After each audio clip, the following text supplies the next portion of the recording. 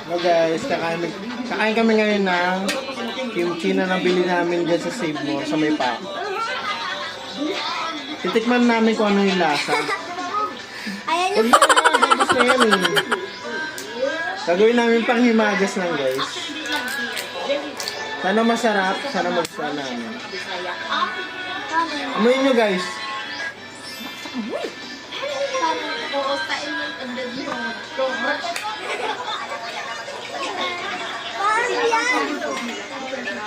Siguro ka naman mag-eager ng sukul na gamay.